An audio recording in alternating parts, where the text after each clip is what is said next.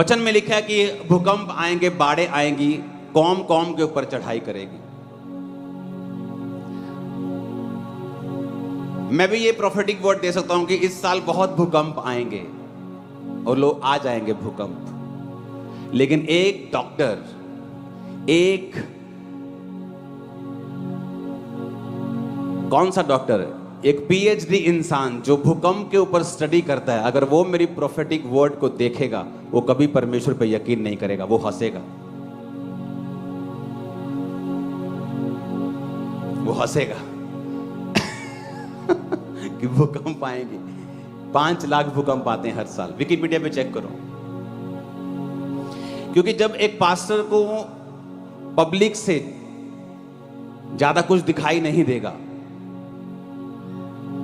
जब सुलेमान ने लिखा कि व्यर्थ है, ये महल व्यर्थ हैं, ये पैसा व्यर्थ है, अगर कोई गरीब बंदा लिखता तो लोग बोलते और चाल तो रहा, चल तेरे को है ही कखनी का, तू की दसना सन।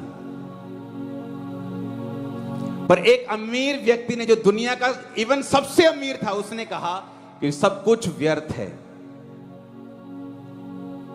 जिसके पास ज्यादा है वो भी सोने की रोटियां नहीं खा रहा, जिसके पास कम है परमेश्वर उसका भी पेट भर रहा है।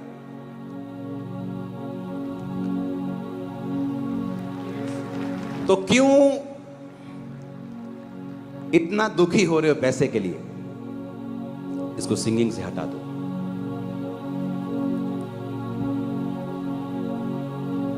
इसलिए मैं कहता हूं कि जब आपको हीलिंग की टेस्टिमनी दे रहे हैं तो आप ये मत सोचे कि आपको ये 4000 कुछ भोले लोग देख रहे हैं ऑनलाइन के ऊपर और वो आपकी बातों पे यकीन कर रहे हैं। मैं ये सोच के टेस्टिमनीज देता हूं कि कोई एमडी डॉक्टर देख रहा है, कोई एमबीबीएस डॉक्टर देख रहा है। जब वो बोलेंगे वाओ ये वाकई कुछ है, तब आपकी हीलिंग टेस्टिमनी श्योर है, प्योर है, शानदार है, एक्सेप्टेबल है। लेकिन जब आपके अंदर परमेश्वर के लिए कोई जिम्मेवारी नहीं होती है, आपको परमेश्वर के राज्य से कोई लेना देना नहीं है, क्योंकि आपको मालूम है कि अगर आप ऐसी बातें बोलेंगे तो लोग आपकी ओर खींचे आएंगे और लोग जाएंगे खींचे हुए, उसमें कोई दो राय नहीं। लेकिन एक ऐसा व्यक्ति जो भूकंप की स्टडी करता है, भूकंप का स्टूडेंट है, जब वो आपको सुनेगा, एक ऐसा व्यक्ति जब आपके बेकार हीलिंग्स को देखेगा। एक बंदे को लीवर का रोग है, आप उस पे ले हैंड करके उसको उठा के चला देंगे तो वो हीलिंग नहीं है, वो चल सकता है पहले से ही। लेकिन अगर कोई चल नहीं सकता वो चले, वो हीलिंग है। आप उस लीवर के रोगी को भेजें, उसके टेस्ट करवाएं, उसकी रिपोर्ट लेके आएं, फिर टेस्टिमनी दें, क्योंकि आपको डॉक्टर्स देख रहे हैं। आज चर्चेस में क्यों लोग बोलते पास्टर कि हमारी चर्च में इफेक्टिव लोग नहीं हैं, असरदार लोग नहीं हैं? क्यों लोग बोलते हैं कि चर्च में सिर्फ अनपढ़ लोग जाते हैं, अंधविश्वासी जाते हैं? क्यों ऐसा बोलते हैं लोग? इन्हीं बातों की वजह से। जब आपकी प्रीचिंग, आपकी प्रोफेटिक, आपकी हीलिंग कोई सेंस नहीं रखती, क्योंकि आपका टारगेट कुछ और है, लेकिन जिनका टारगेट जीसस क्राइस्ट है, उसके किंगडम के लिए खड़े होना है, वो इन बातों में, नॉनसेंस में कभी नहीं जाएंगे। मैं आपको बता रहा हूं।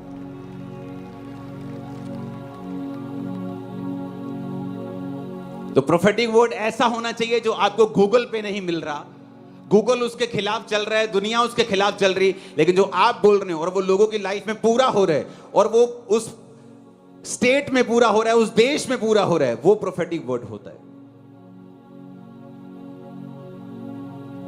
मैं यहां भी ये बोल सकता हूं कि इस गर्मियों में बहुत सारी बाढ़ें आएंगी और आ जाएंगी, आप देखना। लेकिन ऐसा स्टूडेंट जो बाहर के ऊपर स्टडी कर रहा है, वो हंसेगा और कभी मसीह पे यकीन नहीं करेगा। लेकिन जिस चर्च में वचन का प्रीच हो रहा होगा, जब वचन से बताया जाएगा कि जीसस क्राइस्ट का क्रॉस तुम्हारी हर एक मुसीबत का हल है, वो कभी शक नहीं करेगा और वचन से खींचा चला आएगा।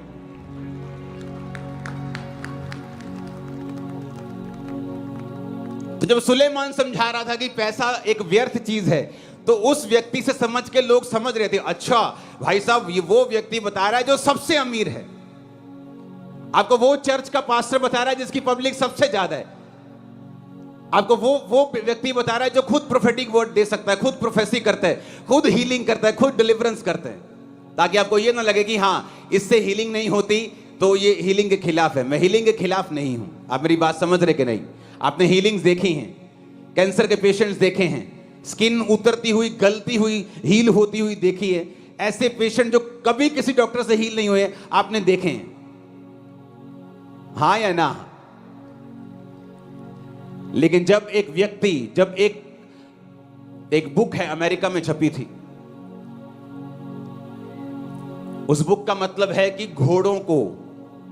घोड़ों की चरवाही करना। ये बहुत बड़ा पास्टर है, इसकी बुक बहुत लाखों मिलियंस कॉपीज उसकी बिकी, क्रिश्चियन बुक है। उसमें लिखा हुआ है कि आपकी चर्च में भेड़ें भी होती हैं और कुछ खास लोग भी होते हैं, ऐसे लोग जो सोसाइटी के ऊपर इम्पैक्ट रखते हैं। ऐसे लोग कभी इन फेक चीज़ों से आप उनको नहीं पकड़ सकते। आपको authentic healing, authentic prophetic power चाहिए और वचन की नॉलेज चाहिए, क्योंकि वचन जब प्रीच किया जाएगा कोई उस वचन को जज नहीं कर सकता। लोग झुकेंगे, लोग सिरों को झुकाएंगे, घुटनों को झुकाएंगे और जीसस क्राइस्ट को अपना खुदा मानेंगे। आप मेरी बातें समझ रहे कि नहीं? कितने समझ रहे हैं? क्योंकि अगर आपको पर्सनल जिम्मेवारी पता है कि आप जीसस क्राइस्ट को दिखाने के लिए खड़े हुए हैं, आपके ऊपर एक पर्सनल जिम्मेवारी है, तो आपका टारगेट सिर्फ पब्लिक नहीं होनी चाहिए। आपको वो लोग भी देख रहे हैं जो इस लाइन के हैं, कि अगर आपको कोई डॉक्टर देखे तो वो हंसे ना आपके ऊपर, अगर आपको कोई स्टूडेंट देखे तो वो आपके ऊपर हंसे ना, वो आपके वचनों को सुने।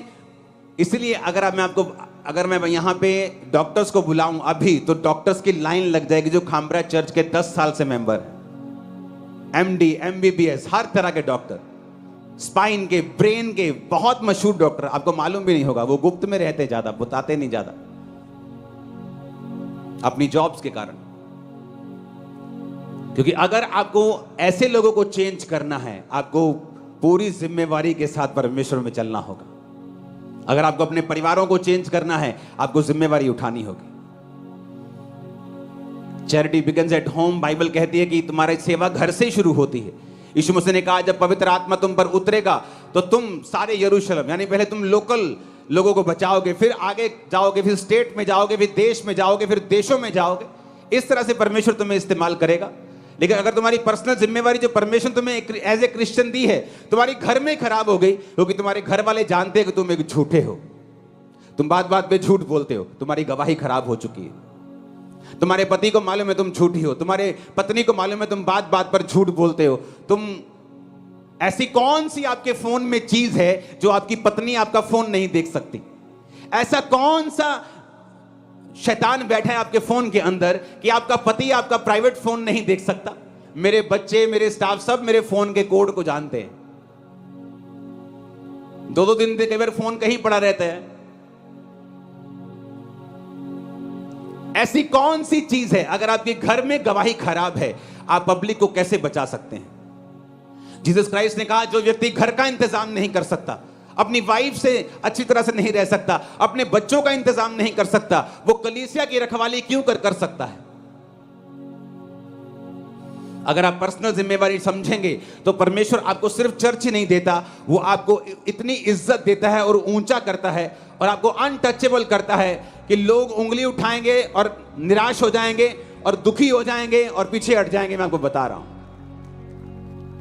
क्योंकि अगर आप परमेश्वर के वचन को जानते हैं कि आप परमेश्वर के वचन के लिए खड़े हैं, आप किसी इंसान को खुश करने के लिए नहीं खड़े। हालेलुया। अगर आप हीलिंग कर रहे हैं वो ऑथेंटिक हो, वो नॉनसेंस ना हो। अगर आप प्रोफेटिक वर्ड दे रहे हैं तो वो पावरफुल हो, वो ऐसा हो कि लोग जान जाएं कि परमेश्वर यहां मौजूद है। अगर आप वचन दे तो ऐसा हो कि लोगों के हृदय छिदें, उन्हें मालूम हो बाइबल कहती है जब पवित्र आत्मा तुम पे आएगा तो वो लोगों को निरुत्तर करेगा, कि जब आप वचन सुनाएं तो लोगों को मालूम होना चाहिए कि आज परमेश्वर का आत्मा मुझसे बात कर रहा है, वो मुझे निरुत्तर कर रहा है, वो मुझे पर्सनल जिम्मेवारी दे रहा है कि जाओ अपने घरों में अपनी गवाहियों को सेट करो, अपने दोस्तों के सामने अपनी गवाहियों को सेट करो। आपके दोस्त को मालूम है कि आप पॉर्न पिक्चर्स देखते हैं, आप ब्लू मूवीज देखते हैं, आपकी टेस्टिमनी खराब हो चुकी है आपके दोस्त के सामने, और जब आपके दोस्त के सामने आपकी गवाही खराब हो चुकी है, परमेश्वर कभी आपको ब्लेस नहीं करेगा। वो ब्लेसिंग जो परमेश्वर की ओर से होगी कभी आप पे नहीं आएगी। आप गाड़ियों के कोठियों के मालिक तो हो सकते हैं, लेकिन वो सच्ची शांति और वो अनंत जीवन जिसके लिए प्रभु ने आपको बुलाया, आप उसे कभी हासिल नहीं कर सकते।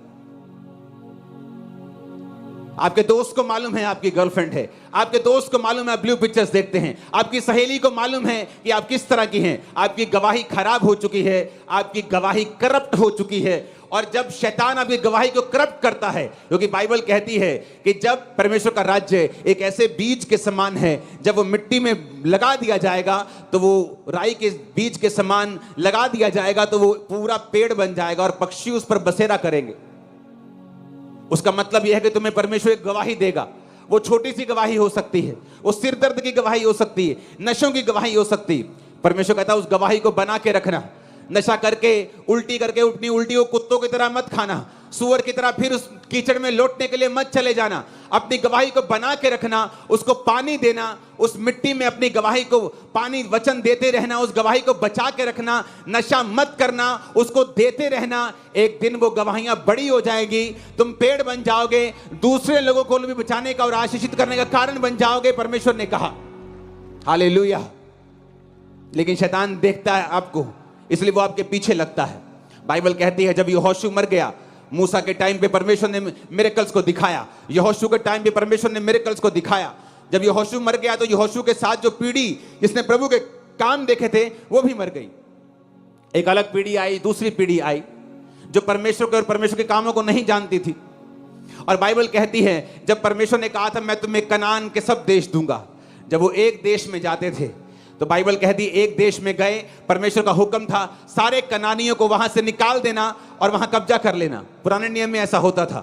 तो वो जाते थे और कुछ कनानियों को रख लेते थे। नहीं नहीं, ए मेरे खेत च काम करूगा, ए मेरे घर च काम करूगा, ए मेरी रोटियां बनाऊगी, ए मेरे पोचे लाऊगी। जो खेत च काम करूगा तो खेती वधूगी, जो खेती वधूगी ही रब दे घर दशवंध ज्यादा देवांगे। एक पास्टर को मैं जानता हूं जो मुझे बोलता था जब मैं मसीह में 1 साल का था कि चोरी कर लिया कर, लेकिन टाइथ अगर तू पे कर दे चोरी का तो फिर वो ठीक है, अपने घर से चोरी कर लिया कर। इमेजिन करो लोगों का मेंटल और स्पिरिचुअल लेवल कहां पर बसता है।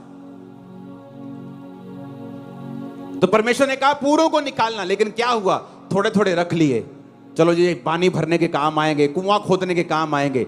धीरे धीरे धीरे क्या हुआ, जब वो लोग मर गए और अगली पीढ़ी पैदा हुई, वो उन्हीं के देवताओं की बाइबल कहती उपासना करने लगी। अपनी किसी की लव मैरिज हो गई कि काम करता है लेकिन उसकी बेटी सुंदर है, लव मैरिज हो गई, उसके बेटे से लव मैरिज हो गई, लिखा उनमें शादियां होने लगी, उनके देवताओं की वो उपासना करने लगे।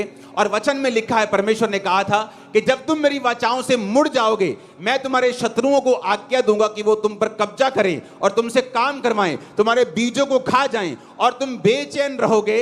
और सारे वचन उनकी लाइफ में पूरे होने लगे। रीजन ये कि परमेश्वर की आज्ञाओं को माना नहीं। अगर उनको निकाल दिया होता पूरी तरह से, ना वो वहां पे होते, ना उनके बच्चे उनकी लड़कियों से लड़कों से शादी करते, ना वो फंसते, ना वो दुश्मनों के अधीन होते। क्योंकि शैतान जो काम करता है वो धीरे धीरे करता है, वो एकदम से काम नहीं करता। वो बड़ा इतना पेशेंस अगर क्रिश्चियन लोगों की लाइफ में आ जाए ना, शैतान जितना वो सफल हो जाए। मैं बता रहा हूं, आप तुम्हारे घर चराएंगे, तुम्हारे पशुओं को चराएंगे, कहां तुम लेबर ढूंढते फिरोगे। रहन दो इनको, कोई बात नहीं, ये कौन सा कुछ कर रहे हैं, ठीक है रहन दिया। 40 साल बीत गए, 50 साल बीत गए, एक पीढ़ी मर गई। जो दूसरे बच्चे पैदा हुए, ना यहोवा को जानते थे, ना वचन को सुना था कभी इतना, ना मिरेकल्स को देखा था, उनकी बेटियों से उनके बेटों से शादी करने लगे और फंस गए। जब वो फंस गए, उनके देवताओं की उपासना करने लगे, तो वचन कहता है कि परमेश्वर ने मोआब देश, वो देश जो इजराइल की ओर देखते तक नहीं थे, इतना डरते थे, उन पर जाकर कब्जा करने लगे और शैतान उन पर कब्जा करने लगा। शैतान आपके ऊपर कब्जा नहीं कर सकता जब तक आप परमेश्वर के वचन से नहीं हटते हैं, जब तक आप परमेश्वर के वचन को नहीं तोड़ते हैं। शैतान आपके ऊपर लीगली कोई अधिकार नहीं रखता अगर आप परमेश्वर के वचन के अंदर खड़े हैं तो। इसलिए शैतान बड़े धीरज के साथ काम करता है। वो आपसे छोटे छोटे स्टेप्स उठवाता है, धीरे धीरे छोटे छोटे स्मॉल स्टेप्स के साथ वो काम करता है। उसे मालूम है अगर मैं ये छोटे छोटे स्टेप्स उठवाऊंगा तो आने वाले समय में इस छोटे स्टेप का बड़ा बतंगड़ मैं बना सकता हूं। इसलिए वो छोटे छोटे स्टेप्स के साथ आपको फंसाने की कोशिश करता है, क्योंकि वो जानता है कि आप मसीह को जान चुके हैं। वो एकदम से आपको जाके मूर्ति पूजा करने के लिए नहीं बोलेगा, वो एकदम से जाके आपको गलत काम करने के लिए नहीं बोलेगा, लेकिन वो धीरे धीरे काम करता है। उसे मालूम है, उसने एक्सपीरियंस लिया है कि धीरे धीरे से किस तरह से लोगों को फंसाना है। लेकिन अगर आप अपनी पर्सनल जिम्मेवारी को समझेंगे, अगर आप समझेंगे कि परमेश्वर ने आपको खड़ा किया है एक विश्वासी के रूप में, अपनी गवाही को बना के रखें। अगर आपके बेस्ट फ्रेंड के सामने आपकी गवाही सही नहीं है, आप एक रियल क्रिश्चियन नहीं हो। अगर आपकी फैमिली के सामने आपकी टेस्टिमनी सही नहीं है, आप एक रियल क्रिश्चियन नहीं हो। अभी तक आपने क्रिश्चियनिटी को पहचाना नहीं है। मैं आपको बता रहा हूं, मेरी गवाही मेरी फैमिली के सामने शुरू हुई कि मैंने नशे छोड़ दिए, अपनी गवाही पे खड़ा रहा। गलत काम छोड़ दिए, अपनी गवाही के ऊपर खड़ा रहा। मेरे रिश्तेदार आए बोलने के लिए कि ये एक दिन तू वापस अपने धर्म में आएगा और तू पछताएगा। मैं अपनी गवाही के ऊपर खड़ा रहा, अपनी गवाही कभी खराब नहीं होने दी। मेरे क्लोजेस्ट पर्सन जो मुझे सबसे अधिक जानते थे, वो सबसे ज्यादा प्रभावित थे मेरी गवाही से। मेरे बेस्ट फ्रेंड जो कॉलेजेस से मेरे साथ थे, वो बड़े हैरान थे मेरी गवाही को देख के कि तूने जिन चीजों को एकदम से छोड़ा है, लोग सालों तक छोड़ नहीं पाते, किस तरह से तू बदला यार, कमाल की बात है। और वो गवाही जो मेरे पहले सिर्फ बेस्ट फ्रेंड सुनते थे, मेरे करीबी सुनते थे, और उस गवाही को मैंने बना के रखा है। आज देश सुनते हैं, सभी देश।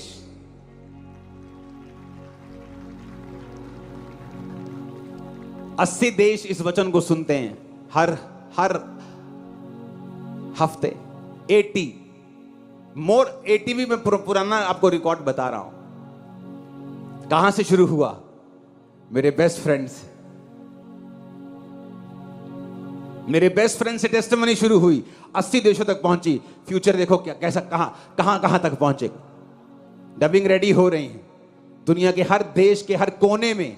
ये प्रीचिंग चलेगी इंग्लिश में। आप देख कैसे शुरू हुआ। परमेश्वर का राज्य एक बीज के समान है। बहुत बड़ा नहीं शुरू हुआ, छोटा सा शुरू हुआ। आपकी टेस्टिमनी, पर्सनल टेस्टिमनी। आपका दोस्त क्या समझता है आपको, आपकी मम्मी आपको क्या समझती है, आपका बाप के सामने आपकी पोजीशन क्या है। उसको मालूम है आप झूठे हैं, उसको मालूम है कि आप कैरेक्टरलेस हैं। आपकी फैमिली को मालूम है कि आप बात बात पर झूठ बोलते हैं, आप कैरेक्टरलेस हैं, आप चोर हैं, चोरी का पैसा घर में उसको मालूम है। अगर घर में गवाही खराब है तो चीज जो घर में खराब है परमेश्वर से पब्लिक में कैसे लेके जा सकता है। जो लोग आज बिगड़ चुके हैं, जो पास्टर्स आज बिगड़ चुके हैं, वो पहले बिगड़े हुए नहीं थे। उन्होंने शुरुआत अच्छी की थी, मसा लिया, लेकिन मसा लेने के बाद ये जो डिस्ट्रैक्शंस होती हैं ये आपको छोड़ती नहीं। कुछ गिर जाते हैं, कुछ बच जाते हैं, लेकिन हर एक व्यक्ति सही रीति के साथ शुरू करता है अगर परमेश्वर ने उसको कुछ दिया है तो। Hallelujah, hallelujah. अपनी पर्सनल जिम्मेवारी को सुनें और समझें और ध्यान रखें।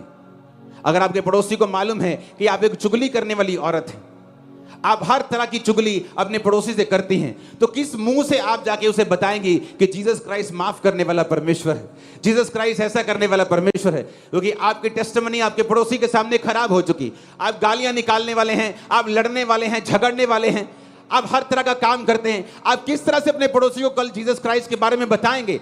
जब तक आप अपने जीवन को अपने कर्मों से साबित नहीं कर देंगे अपने पड़ोसियों को, अपने करीबियों को, तब तक परमेश्वर की लाइफ में काम नहीं करेगा। उनको नजर आना चाहिए कि विजिबल फर्क, एक ऐसा फर्क जो नजर आए आपकी लाइफ में, आपकी फैमिली में, आपके फाइनेंस में। इसलिए मैंने कहा ये फाइट है, आपकी फाइट होनी चाहिए कि मेरा फाइनेंस लो है, लेकिन परमेश्वर मैं तेरे वचनों पे चलूंगा, अपने फाइनेंस को हाई करूंगा, ताकि जितने लोग मुझे देख रहे हैं ये देखें कि परमेश्वर ने मुझे ब्लेस किया है और लोग तेरी ओर मुड़े। जब आप पर्सनल जिम्मेवारी के साथ प्रभु में चलना शुरू कर देंगे, वो आसमान खोल देगा आप लोगों के लिए, हेवन ओपन कर देगा आपके परिवार के लिए, हेवन ओपन कर देगा आपके फाइनेंस के ऊपर। हर तरह की बरकत आपकी फैमिली में, लाइफ में होगी। आमीन ऊंचा, और ये आशीष आपकी हो।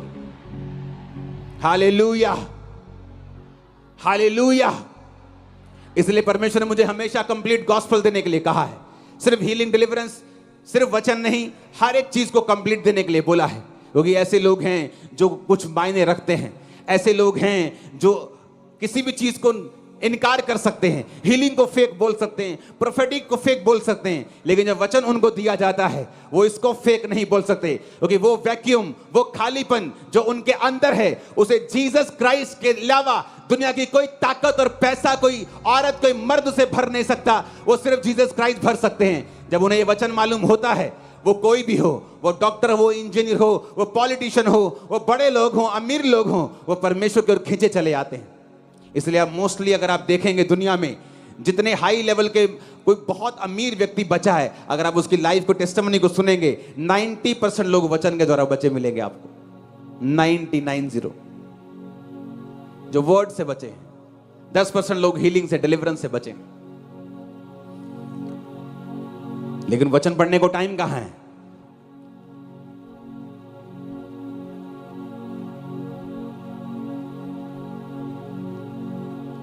हमारी जनरेशन ऐसी है, वो प्रभु को बोलते, प्रभु मुझे छुड़ा, मुझे छुड़ा, मुझे छुड़ा।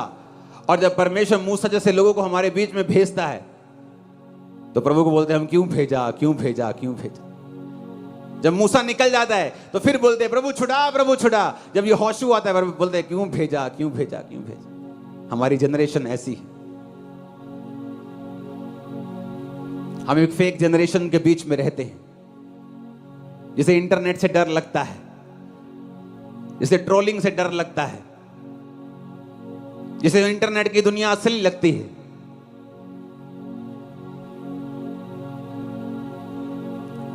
अपनी लाइफ को सुधारना पड़ेगा, मेजर सुधार करने पड़ेंगे। जब वो सुधार हो जाएंगे, लाइफ कभी सेम नहीं होगी। फिर आपकी लाइफ रॉक पे होगी, पत्थर पे होगी, चट्टान के ऊपर होगी, उसे कोई हिला नहीं पाएगा।